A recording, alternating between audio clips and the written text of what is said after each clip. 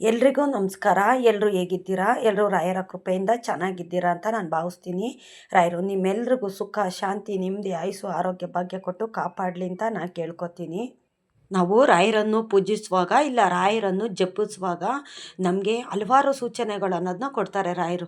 ನಮಗೆ ಗೊತ್ತಿಲ್ಲದಿರೋ ಹಾಗೆ ನಮ್ಮ ಮನಸ್ಸಿನಲ್ಲಿ ನಮ್ಮ ಮನೆಯಲ್ಲಿ ಇದ್ಕೊಂಡು ನಮಗೆ ಒಳ್ಳೆಯದನ್ನು ಮಾಡ್ತಾ ಇರ್ತಾರೆ ರಾಯರು. ರಾಯರನ್ನು ಪೂಜಿಸುವಂಥ ಪ್ರತಿಯೊಬ್ಬ ಮನುಷ್ಯನಿಗೂ ಸಹ ಈ ಥರ ಒಂದು ಸೂಚನೆ ಅನ್ನೋದು ಕೊಟ್ಟೇ ಕೊಡ್ತಾರೆ. ರಾಯರು ನಮ್ಮ ಮನೇಲಿದ್ದಾರೆ, ನಮ್ಮ ಜೊತೇಲಿದ್ದಾರೆ, ನಾವು ರಾಯರನ್ನು ಅಷ್ಟು ನಂಬಿದ್ದೀವಿ ಅಂತಂದರೆ ನಮಗೆ ಹಲವಾರು ಸೂಚನೆಗಳನ್ನು ಕೊಡ್ತಾರೆ. ನಾವು ರಾಯರನ್ನು ಪೂಜೆ ಮಾಡಿದ ನಂತರ ಭಕ್ತಿಯಿಂದ ನಾವು ರಾಯರದು ಒಂದು ಶ್ಲೋಕ ಅಂತ ಹೇಳ್ತೀವಲ್ಲ, ಆವಾಗಲೂ ಅಷ್ಟೇ ನಮಗೊಂದು ಸೂಚನೆ ಅನ್ನೋದು ಕೊಡ್ತಾರೆ. ರಾಯರು ಪೂಜೆ ಮಾಡಬೇಕಾದ್ರೂ ಅಷ್ಟೇ ಹಲವಾರು ಸೂಚನೆಗಳನ್ನೋದನ್ನ ಕೊಡ್ತಾರೆ. ನಾವು ಮಾಡೋ ಕೆಲಸದಲ್ಲಾಗಿರ್ಬೋದು, ನಾವೀಗ ಎಲ್ಲರೂ ಹೊರಗಡೆ ಹೋಗ್ತಿರ್ತೀವಿ, ಆವಾಗ ಒಂದು ಸೂಚನೆ ಕೊಡೋದಾಗಿರ್ಬೋದು. ಆ ಕೆಲಸ ಆಗೋದೇ ಇಲ್ಲಪ್ಪ ಅಂತ ನಾವು ಕೈ ಬಿಟ್ಬಿಟ್ಟಿರ್ತೀವಿ. ಈ ಕೆಲಸದಿಂದ ನಮ್ಗೆ ಒಳ್ಳೇದಾಗೋಲ್ಲ ಅಂತ ಎಷ್ಟೇ ಪ್ರಯತ್ನ ಪಟ್ಟಿದ್ರೂ ಆ ಕೆಲಸ ಆಗೋದೇ ಇಲ್ಲ ಅಂತ ನಾವು ಬಿಟ್ಬಿಟ್ಟಿರ್ತೀವಲ್ಲ, ಆ ಕೆಲಸನೂ ಸಹ ಆಗೋ ಅಂಥದ್ದು. ಈ ಥರ ಒಂದು ರಾಯರು ಸೂಚನೆ ಅನ್ನೋದು ಕೊಡ್ತಾರೆ. ರಾಯರನ್ನ ಭಕ್ತಿಯಿಂದ ಯಾರೆಲ್ಲ ಪೂಜೆ ಮಾಡ್ತಾರೋ ಅವ್ರಿಗೆ ಈ ಥರ ಒಂದು ಸೂಚನೆ ಅನ್ನೋದು ಸಹ ಕೊಡ್ತಾರೆ. ರಾಯರು ಅವ್ರ ಜೊತೆಲೇ ಇದ್ಕೊಂಡು ಅವ್ರ ಮನಸ್ಸಲ್ಲಿ ಅವ್ರ ಮನೆಯಲ್ಲಿ ಇದ್ಕೊಂಡು ಅವ್ರಿಗೆ ಒಳ್ಳೆಯದನ್ನು ಮಾಡ್ತಾ ಇರ್ತಾರೆ. ಸದಾ ಕಾಲ ರಾಯರು ಅವ್ರ ಜೊತೇಲಿ ಇದ್ಕೊಂಡು ಅವ್ರಿಗೆ ಒಳ್ಳೆಯದನ್ನು ಅಷ್ಟೇ ಬಯಸ್ತಾ ಇರ್ತಾರೆ ರಾಯರು. ಯಾಕೆಂತಂದರೆ ರಾಯರನ್ನ ನಂಬಿದ್ದೀವಿ ಅಂತಂದರೆ ರಾಯರು ನಮಗೋಸ್ಕರ ಹಲವಾರು ಸೂಚನೆಗಳನ್ನು ಕೊಡ್ತಾರೆ, ನಮ್ಗೆ ಒಳ್ಳೆಯದನ್ನು ಮಾಡ್ತಾ ಇರ್ತಾರೆ ಅಲ್ವಾ. ನಾವು ರಾಯರನ್ನ ಭಕ್ತಿಯಿಂದ ನಂಬಿಟ್ರೆ ಸಾಕು, ರಾಯರು ನಮಗೆ ದಾರಿ ತೋರಿಸ್ತಾರೆ, ದಿಕ್ಕು ತೋರಿಸ್ತಾರೆ.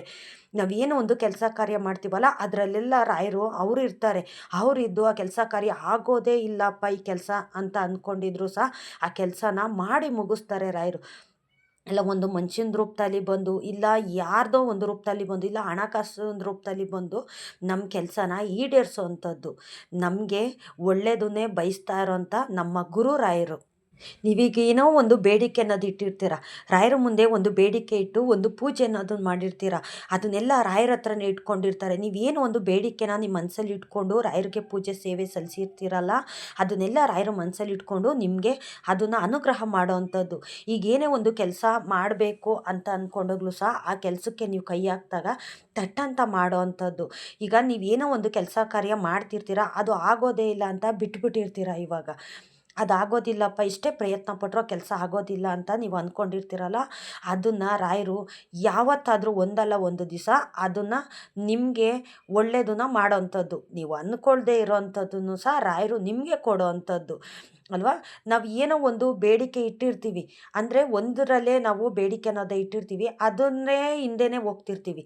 ಈಗ ರಾಯರೇ ನಿನ್ನ ಹತ್ರ ಇದೊಂದು ಬೇಡಿಕೆ ಇಟ್ಟಿದ್ದೀನಿ, ನನಗೆ ನೀನು ಏಂತಕ್ಕೆ ಅನುಗ್ರಹ ಮಾಡ್ತಿಲ್ಲ, ಏಂತಕ್ಕೆ ಕೊಡ್ತಿಲ್ಲ ಅಂತ ಅಂದಾಗ ಅದನ್ನು ಬಿಟ್ಟು ಬೇರೆ ಏನೋ ಒಂದನ್ನು ರಾಯರು ನಿಮಗೆ ಕೊಡ್ತಿರ್ತಾರೆ ಅಲ್ವಾ. ನಾವು ಅಂದ್ಕೊಂಡಿರೋದಕ್ಕೂ ಮಿಗಿಲಾಗಿ ಬೇರೆ ಏನೋ ಒಂದನ್ನು ರಾಯರು ನಮಗೆ ಅಂತಲೇ ಒಳ್ಳೆಯದನ್ನು ಮಾಡ್ತಿರ್ತಾರೆ ರಾಯರು. ನಾವಿಷ್ಟನ್ನು ನಾವು ಅರ್ಥ ಮಾಡ್ಕೋಬೇಕು. ರಾಯರು ನಮ್ಮ ಜೊತೆಗಿದ್ದರೆ ತಾನೇ ನಮ್ಮ ಜೀವನದಲ್ಲಿ ನಾವು ಒಂದು ಏನೇ ಒಂದು ಒಳ್ಳೆ ಕೆಲಸ ಮಾಡಬೇಕಾದ್ರೂ, ಒಂದು ಯಶಸ್ಸು ಕಾಣಬೇಕಾದ್ರೂ, ನಾವು ಜೀವನದಲ್ಲಿ ಸುಖ ಸಂಪತ್ತು ಅನ್ನೋದು ಬಯಸಬೇಕಾದ್ರೂ ರಾಯರು ನಮಗೆ ಅನುಗ್ರಹ ಮಾಡಿದ್ರೇ ಇವೆಲ್ಲ ನಮಗೆ ಬರೋ ಅಂಥದ್ದು. ರಾಯರಿಲ್ಲ ಅಂತ ಅನ್ನೋದಾಯಿತು ಅಂತಂದರೆ ಯಾವುದೇ ಒಂದು ಸಿರಿ ಸಂಪತ್ತಾಗಲಿ, ಒಂದು ಸುಖ ಆಗಲಿ, ಒಂದು ಮನಸ್ಸಿಗೆ ನೆಮ್ಮದಿ ಆಗಲಿ, ಇಲ್ಲ ಮನೆಗಳಲ್ಲಿ ಒಂದು ಏಳಿಗೆ ಆಗುವಂಥದ್ದಾಗಲಿ ಯಾವುದು ಅಷ್ಟೇ ಆಗ್ತಿರೋದಿಲ್ಲ. ರಾಯರನ್ನ ಮನೆಯಲ್ಲಿ ಇಟ್ಕೊಂಡು ನಾವು ಪೂಜೆ ಮಾಡ್ತಾ ಇದ್ದೀವಿ ಅನ್ನೋದೇ ಒಂದು ಸೌಭಾಗ್ಯ ನಮ್ಮದು ಅಲ್ವಾ. ರಾಯರು ಇರುವಂಥ ಮನೆಗಳಲ್ಲಿ ಯಾವುದೇ ಒಂದು ಕಷ್ಟ ಕಾರ್ಪಣ್ಯಗಳು ಸಹ ಬರೋದಿಲ್ಲ. ಯಾರೇ ಒಂದು ದುಷ್ಟಶಕ್ತಿ, ಯಾರೇ ಒಂದು ಮಾಟ ಮಂತ್ರ ಏನೇ ಒಂದು ಮಾಡಿದರೂ ಸಹ ಅದು ನಮಗೆ ತಾಕೋದಿಲ್ಲ. ಇದನ್ನೆಲ್ಲ ಮೊದಲದಾಗಿ ನಾವು ಅರ್ಥ ಮಾಡ್ಕೋಬೇಕು. ಯಾರೆಷ್ಟೇ ನಮಗೆ ಶಾಪ ಹಾಕಲಿ, ಯಾರೆಷ್ಟೇ ನಮಗೆ ಕೆಟ್ಟದ್ದು ಬಯಸಿದ್ರು ಅಷ್ಟೇ ಅದನ್ನೆಲ್ಲ ನಮ್ಮ ಮನೆ ಮೇಲೆ ನಮಗೆ ತಟ್ಟೋದಿಲ್ಲ. ಇದನ್ನೆಲ್ಲ ರಾಯರು ನಮ್ಮ ಜೊತೆಗಿದ್ಕೊಂಡು ನಮಗೆ ಹಲವಾರು ಅನುಭವಗಳನ್ನ, ಹಲವಾರು ಸೂಚನೆಗಳು ಅನ್ನೋದನ್ನ ರಾಯರು ಕೊಡ್ತಾ ಇರ್ತಾರೆ.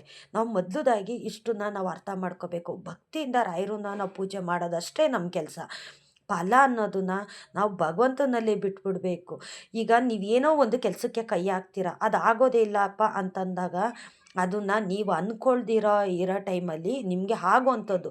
ಆವಾಗ ನೀವು ಹೇಳ್ತೀರಾ, ಆ ಕೆಲಸ ಆಗೋದಿಲ್ಲ ಅಂತ ನಾನು ಕೈ ಚೆಲ್ಲಿ ಬಿಟ್ಬಿಟ್ಟಿದ್ದೆ, ಕೈ ತೊಳ್ಕೊಂಬಿಟ್ಟಿದ್ದೆ, ಆ ಕೆಲಸ ನನಗೆ ಗೊತ್ತಿರಲಿಲ್ಲ, ಆ ಕೆಲಸ ಒಳ್ಳೆಯದಾಗಿದೆ, ಅದರಿಂದ ಒಳ್ಳೆಯದಾಗಿದೆ ನನಗೆ ಅಂತ ನೀವು ಹೇಳ್ತೀರಲ್ಲ, ಆವಾಗ ನೀವು ನಂಬಿದಂಥ ದೇವರು ನಿಮ್ಮ ಜೊತೇಲಿ ಇದ್ಕೊಂಡು ನಿಮ್ಮ ಆಸೆನ ಈಡೇರಿಸ್ತಾರೆ.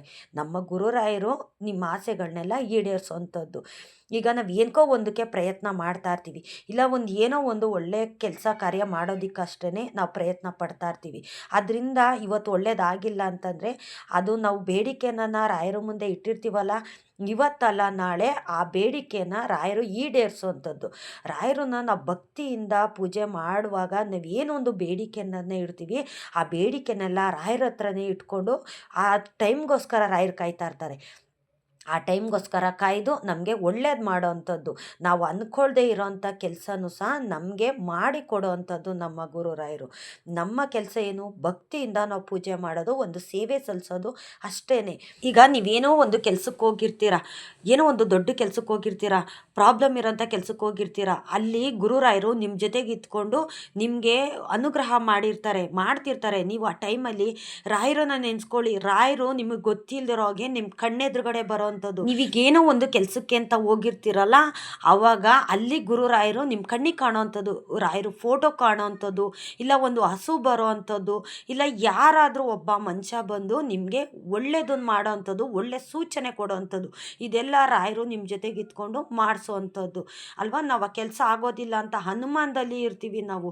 ಅಪ್ಪ ನಾನು ಇವತ್ತು ಈ ಕೆಲ್ಸಕ್ಕೆ ಹೋಗ್ತಾ ಇದ್ದೀನಿ, ಏನಾಗುತ್ತೋ ಗೊತ್ತಿಲ್ಲ, ಒಳ್ಳೇದಾಗುತ್ತೋ ಕೆಟ್ಟದಾಗುತ್ತೋ ಗೊತ್ತಿಲ್ಲ, ಏನೋ ಒಂದು ಅನುಮಾನದಲ್ಲಿ ಹೋಗ್ತಾ ಇದ್ದೀನಿ ಅಂತ ನೀವು ಅಂದ್ಕೊಂಡಾಗ ಅಲ್ಲಿ ಗುರುರಾಯರು ನಿಮ್ಮ ಕಣ್ಣಿಗೆ ಕಾಣೋವಂಥದ್ದು ಒಂದು ಫೋಟೋ ಆಗಿರ್ಬೋದು, ಇಲ್ಲ ಯಾರಾದರೂ ಒಬ್ಬ ವ್ಯಕ್ತಿ ಬಂದು ನಿಮಗೆ ಸಹಾಯ ಮಾಡೋದಾಗಿರ್ಬೋದು, ಈ ಥರ ಒಂದು ಹಲವಾರು ಸೂಚನೆಗಳನ್ನು ಕೊಡ್ತಾರೆ. ಯಾಕೆ ಅಂತಂದರೆ ನಾನು ನೀನು ಮಾಡೋ ಕೆಲಸ ಕಾರ್ಯದಲ್ಲಿ ಇದ್ದೀನಿ, ನಿನ್ನ ಜೊತೆ ಇದ್ದೀನಿ, ನಿನಗೆ ಅನುಮಾನ ಬೇಡ, ನಿನ್ನ ಸುತ್ತಮುತ್ತಲೂ ನಾನಿದ್ದೀನಿ, ನೀನು ಒಂದೇ ಮನಸ್ಸಿನಿಂದ ಏನೊಂದು ಕೆಲಸ ಮಾಡಬೇಕು ಅಂತ ನೀನು ಅಂದ್ಕೊಂಡಿದ್ಯೋ ಆ ಕೆಲಸದಲ್ಲಿ ನೀನು ಪ್ರಯತ್ನ ಪಡು, ಫಲ ಅನ್ನೋದು ನಿನ್ನ ಜೊತೇಲಿ ಇದ್ಕೊಂಡು ನಾನು ನಿನಗೆ ಫಲ ಕೊಡ್ತೀನಿ ಅಂತ ನಮ್ಮ ರಾಯರು ನಮ್ಮ ಕಣ್ಣೆದುರುಗಡೆ ಹಾಗಾಗೆ ಬಂದು ಹೋಗೋವಂಥದ್ದು ಅಲ್ವಾ. ನಾವೀಗ ಏನು ಆಗೋದೇ ಇಲ್ಲಪ್ಪ ಈ ಕೆಲಸ ಅಂತ ಕೈ ಚೆಲ್ಲಿ ಬಿಟ್ಬಿಟ್ಟಿರ್ತೀವಿ. ಈಗ ಒಂದು ಜಮೀನು ವಿಷಯ ಆಗಿರ್ಬೋದು, ಈಗ ಒಂದು ಏನೋ ತಗೋಬೇಕು ಅಂತ ಎಷ್ಟು ಪ್ರಯತ್ನ ಪಡ್ತೀವಿ, ನಮ್ಮ ಹತ್ರ ದುಡ್ಡು ಕಾಸು ಅನ್ನೋದು ಸಹ ಇರೋದಿಲ್ಲ. ನಾವೀಗ ಒಂದು ಆಸೆ ಅನ್ನೋದು ಇರುತ್ತೆ, ಒಂದು ಸೈಟ್ ತಗೋಬೇಕಪ್ಪ, ಇಲ್ಲ ಒಂದು ಮನೆ ಕಟ್ಟಬೇಕು ಅಂತ ನಾವೊಂದು ಆಸೆ ಅನ್ನೋದು ಇಟ್ಕೊಂಡಿರ್ತೀವಿ.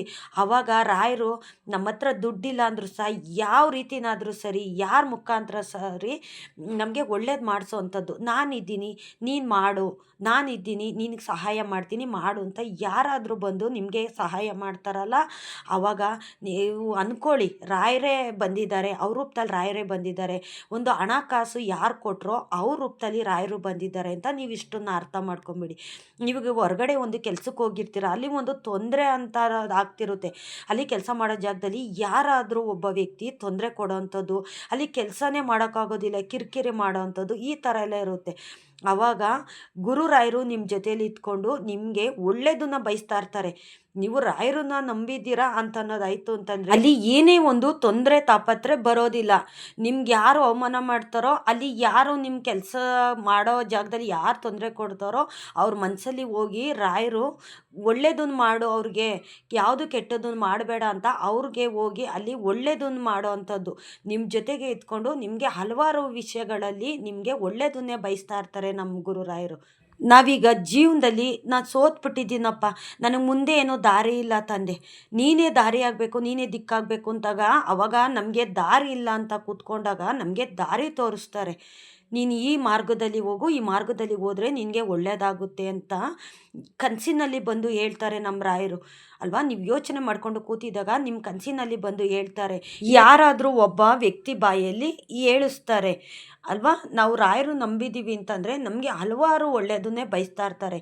ರಾಯರನ್ನ ನಾವು ಮನಸ್ಸಲ್ಲೇ ಇಟ್ಕೊಂಡು ಪ್ರತಿದಿನ ಅಷ್ಟೇ ರಾಯರದ ಒಂದು ಜಪ ನಾವು ಮಾಡ್ತಾ ಇರಬೇಕು. ನಿಮ್ಗೆ ಎಷ್ಟೇ ಕಷ್ಟ ಬರಲಿ, ಎಷ್ಟೇ ಸಂಕಟ ಅನ್ನೋದು ಬರಲಿ, ನಿಮ್ಗೆ ಯಾರೇ ಒಂದು ತೊಂದರೆ ಕೊಡ್ತಿರಲಿ, ಅವಾಗೆಲ್ಲ ನಿಮ್ಮ ಜೊತೆಲಿ ಇದ್ಕೊಂಡು ನಿಮಗೆ ರಾಯರು ಅನುಗ್ರಹ ಮಾಡ್ತಿರ್ತಾರೆ. ರಾಯರನ್ನ ನಾವು ಹೇಗೆ ಹೋಲಿಸ್ಕೊಳ್ಳೋದು ಅಂತಂದರೆ ಭಕ್ತಿಯಿಂದ ಒಂದು ಪೂಜೆ ಸೇವೆನ ಸಲ್ಲಿಸಿದ್ರೆ ಸಾಕು, ರಾಯರು ನಮಗೆ ಒಲಿಯೋ ಅಂಥದ್ದು. ರಾಯರನ್ನ ಹೊಲ್ಸ್ಕೋಬೇಕಾದ್ರೆ ನಾವು ಏನು ಒಂದು ಸಾಹಸ ಅನ್ನೋದು ಮಾಡಬೇಕಾಗಿಲ್ಲ. ಒಳ್ಳೆ ಮನಸ್ಸಿನಿಂದ 2 ದೀಪ ಹಚ್ಚಿ 1 ತುಳಸಿ ದಳನ ರಾಯರ ಹತ್ರ ಇಟ್ಬಿಟ್ಟು ನಿಮಗೆ ನೈವೇದ್ಯ ಮಾಡೋಕ್ಕಾಗಿಲ್ಲ ಅಂದರೆ 1 ಗ್ಲಾಸು ನೀರಿಡಿ ಸಾಕು. ಭಕ್ತಿ ಕೇಳೋದು, ಒಳ್ಳೆ ಮನಸ್ಸು ರಾಯರು ಕೇಳೋವಂಥದ್ದು. ರಾಯರು ನನಗೆ ಮೃಷ್ಟಾನ್ನ ಮಾಡಿಡು, ಅದಿಡು ಇದಿಡು ನೈವೇದ್ಯಕ್ಕೆ ಅಂತ ಯಾವತ್ತೂ ಕೇಳೋದಿಲ್ಲ. ಅವ್ರು ಕೇಳೋದೇನು, ಭಕ್ತಿಯಿಂದ ಒಳ್ಳೆ ಮನಸ್ಸಿನಿಂದ ನೀನು ಪ್ರಾರ್ಥನೆ ಮಾಡಿಕೊಂಡ್ರು ಸಾಕು, ನಾನು ಒಲಿತೀನಿ ನಿನಗೆ, ನಿನ್ನ ಕಷ್ಟನೆಲ್ಲ ನಾನು ದೂರ ಮಾಡ್ತೀನಿ. ನೀನು ಕಷ್ಟದಲ್ಲಿರಬೇಕಾದ್ರೆ ನಿನ್ನ ಜೊತೇಲಿ ಇದ್ಕೊಂಡು ನಿನಗೆ ಅನುಗ್ರಹ ಮಾಡ್ತೀನಿ. ಯಾವಾಗಲೂ ನಿನ್ನ ನಿನ್ನ ಮನಸ್ಸಿನಲ್ಲಿ ನಾನು ಇದ್ಕೊಂಡು ನಿನಗೆ ಒಳ್ಳೇದು ಬಯಸ್ತಾ ಇರ್ತೀನಿ. ಆದರೆ ನೀನು ಯಾರಿಗೂ ಕೆಟ್ಟದ್ದು ಬಯಸಬಾರ್ದು, ಯಾರಿಗೂ ಮೋಸ ಮಾಡಬಾರ್ದು, ಯಾರಿಗೂ ಅನ್ಯಾಯ ಮಾಡಬಾರ್ದು. ಬೇರೆಯವರು ಅನ್ಯಾಯ ಮಾಡಿದ್ದು ನಿನಗೆ ಆ ಶಾಪ ತಟ್ಟಬಾರ್ದು. ಅಂಥ ಟೈಮಲ್ಲಿ ನಾನು ನಿನ್ನ ಜೊತೇಲಿ ಇದ್ಕೊಂಡು ನಿನಗೆ ಒಳ್ಳೇದು ಮಾಡ್ತೀನಿ ಅಂತ ನಮ್ಮ ರಾಯರು ಕೇಳೋವಂಥದ್ದು. ರಾಯರನ್ನ ಪೂಜಿಸುವಂಥ ಪ್ರತಿಯೊಬ್ಬ ವ್ಯಕ್ತಿ ಮನಸ್ಸಲ್ಲೂ ಅಷ್ಟೇ ಈ ರೀತಿ ಒಂದು ಕೆಟ್ಟ ಆಲೋಚನೆ ಅನ್ನೋದು ಬರೋದಿಲ್ಲ. ಯಾಕೆ ಅಂತಂದರೆ ರಾಯರು ಇರ್ತಾರಲ್ಲ, ರಾಯರು ಅವ್ರ ಮನಸ್ಸಲ್ಲಿ ಅವ್ರ ಮನೆಯಲ್ಲಿ ಇದ್ಕೊಂಡು ಅವರು ತಪ್ಪು ಹೆಜ್ಜೆ ಹಿಡ್ದಿರೋ ಹಾಗೆ ರಾಯರು ಅವ್ರನ್ನ ಯಾವಾಗಲೂ ಅಷ್ಟೇ ಒಳ್ಳೆ ದಾರಿನಲ್ಲಿ ಕರ್ಕೊಂಡು ಹೋಗ್ತಾರೆ ರಾಯರು. ನಾವಿಷ್ಟನ್ನ ಅರ್ಥ ಮಾಡ್ಕೋಬೇಕು. ರಾಯರ ಪೂಜೆ ಮಾಡೋವಂಥ ಸುಮಾರು ಜನ ಯಾರಿಗೂ ಅಷ್ಟೇ ಯಾರಿಗೂ ಕೇಡು ಬಯಸೋಕೆ ಹೋಗೋದಿಲ್ಲ. ಏಕೆಂತಂದರೆ ರಾಯರು ಅವ್ರ ಮನಸ್ಸಲ್ಲಿ ಇಟ್ಕೊಂಡು ರಾಯರ ಮನಸ್ಸು ಯಾವ ಥರ ತಿಳಿಯಾಗಿದೆಯೋ ಅದೇ ಥರ ಒಂದು ಮನಸ್ಸನ್ನ ಪ್ರತಿಯೊಬ್ಬ ಮನುಷ್ಯನಿಗೂ ಕೊಡೋ ಅಂಥದ್ದು ನಮ್ಮ ರಾಯರು. ಅವರು ತಪ್ಪು ಹೆಜ್ಜೆ ಇಡಬಾರ್ದು, ತಪ್ಪು ದಾರಿಗೆ ಹೋಗಬಾರ್ದು, ಯಾರಿಗೂ ಮೋಸ ಮಾಡಬಾರ್ದು ಅಂತ ನಮ್ಮ ಜೊತೆಲೇ ಇದ್ಕೊಂಡು ರಾಯರು ನಮಗೆ ಒಳ್ಳೇದನ್ನೇ ಬಯಸ್ತಾ ಇರ್ತಾರೆ. ರಾಯರು ಯಾರಿಗೂ ಒಲ್ದಿಲ್ಲ, ಯಾರಿಗೂ ಒಳ್ಳೇದು ಮಾಡ್ತಿಲ್ಲ ಅಂತ ನೀವು ಹೇಳ್ತೀರಲ್ಲ, ನೀವು ಮಾಡಿದ್ದು ಪೂಜೆ ಫಲ ರಾಯರ ಹತ್ರನೇ ಇರುತ್ತೆ. ರಾಯರು ಇಟ್ಕೊಂಡಿರ್ತಾರೆ.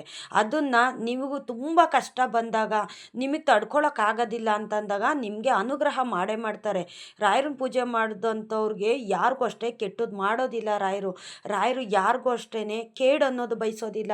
ನೀವು ಮಾಡಿದ್ದಕ್ಕೆ ಪೂಜೆಗೆ ಫಲ ಅನ್ನೋದು ರಾಯರು ಕೊಟ್ಟೇ ಕೊಡ್ತಾರೆ. ಇನ್ನು ಭಕ್ತಿಯಿಂದ ನಾವು ರಾಯರನ್ನ ಪೂಜೆ ಮಾಡ್ತಾ ಇದ್ದೀವಿ ಅಂತಂದರೆ ನಮ್ಮ ಮನಸ್ಸಿನಲ್ಲಿ ಯಾವುದೇ ಒಂದು ಆಲೋಚನೆ ಆಗಲಿ, ಕೆಟ್ಟ ಯೋಚನೆ ಆಗಲಿ ಬರೋದಿಲ್ಲ.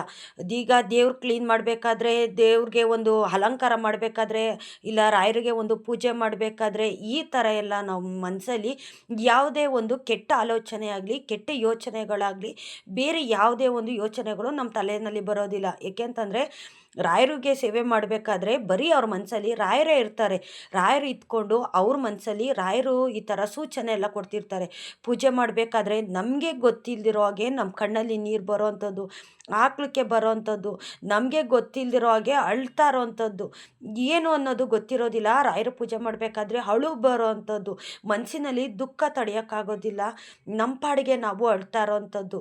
ಯಾಕೆ ಅಂತಂದರೆ ನಾನಿದ್ದೀನಿ, ನೀನು ಎದುರು ಬೇಡ ಅಂತ ರಾಯರು ನಮ್ಮ ಜೊತೆಗೆ ಇದ್ಕೊಂಡು ನಮಗೆ ಸೂಚನೆ ಅನ್ನೋದು ಕೊಡ್ತಿರ್ತಾರೆ. ಪ್ರತಿಯೊಬ್ಬ ಮನುಷ್ಯನಿಗೂ ಅಷ್ಟೇ ರಾಯರು ಪೂಜೆ ಮಾಡೋಂಥವ್ರಿಗೆ ರಾಯರು ಈ ಥರ ಎಲ್ಲ ಒಂದು ಸೂಚನೆ ಅನ್ನೋದು ಕೊಡ್ತಾ ಇರ್ತಾರೆ. ನಮ್ಮ ಜೊತೇಲಿ ಇದ್ಕೊಂಡು, ನಮ್ಮ ಮನೇಲಿ ಇದ್ಕೊಂಡು ರಾಯರು 24 ಗಂಟೆನೂ ನಮಗೆ ಒಳ್ಳೆಯದನ್ನೇ ಬಯಸ್ತಾ ಇರ್ತಾರೆ.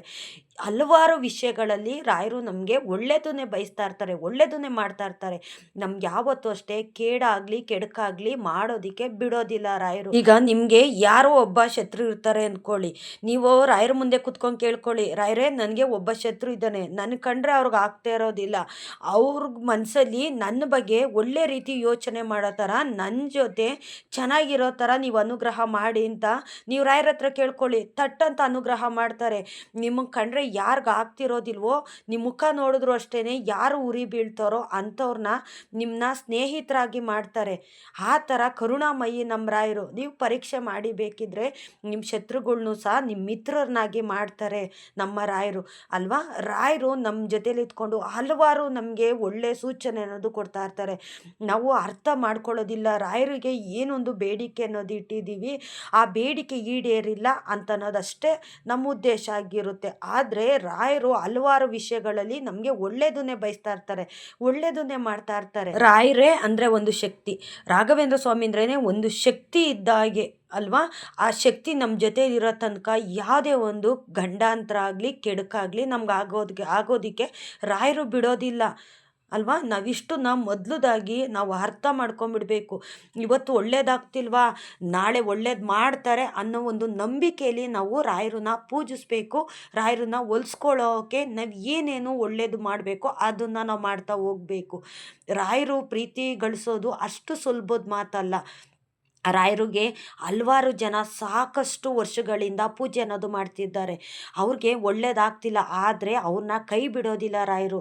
ಅವರು ಪೂಜೆ ಮಾಡಿದ್ದಕ್ಕೆ ಒಂದಲ್ಲ ಒಂದು ದಿವಸ ಅವ್ರು ತುಂಬ ಕಷ್ಟ ಬತ್ತು ಅನ್ನೋ ಟೈಮಲ್ಲಿ ಅವ್ರನ್ನ ಕೈ ಹಿಡ್ದು ಜೀವನ ಪೂರ್ತಿ ಅವ್ರ ಕೈ ಹಿಡ್ದು ನಡೆಸೋ ಅಂಥದ್ದು ನಮ್ಮ ರಾಯರು. ರಾಯರನ್ನ ಪೂಜೆ ಮಾಡೋ ಅಂಥ ಪ್ರತಿಯೊಬ್ಬ ಮನುಷ್ಯನಿಗೂ ಈ ಥರ ಒಂದು ಸೂಚನೆ ಅದು ಕೊಡ್ತಾರೆ. ಅವ್ರನ್ನ ಯಾವತ್ತೂ ಅಷ್ಟೇ ಕೈ ಬಿಡೋದಿಲ್ಲ ನಮ್ಮ ರಾಯರು. ಅವ್ರ ಜೊತೇಲಿ ಇದ್ಕೊಂಡು ಅವ್ರನ್ನ ಕಾಯ್ತಿರ್ತಾರೆ. ಇಷ್ಟೊತ್ತು ನನ್ನ ವಿಡಿಯೋ ನೋಡಿದ್ದಕ್ಕಾಗಿ ಅದಕ್ಕಾಗಿ ತುಂಬ ಹೃದಯದ ಧನ್ಯವಾದಗಳು. ರಾಯರು ನಿಮ್ಮೆಲ್ರಿಗೂ ಸುಖ, ಶಾಂತಿ, ನೆಮ್ಮದಿ, ಆಯುಸ್ಸು, ಆರೋಗ್ಯ, ಭಾಗ್ಯ ಕೊಟ್ಟು ಕಾಪಾಡಲಿ ಅಂತ ನಾನು ಕೇಳ್ಕೊತೀನಿ.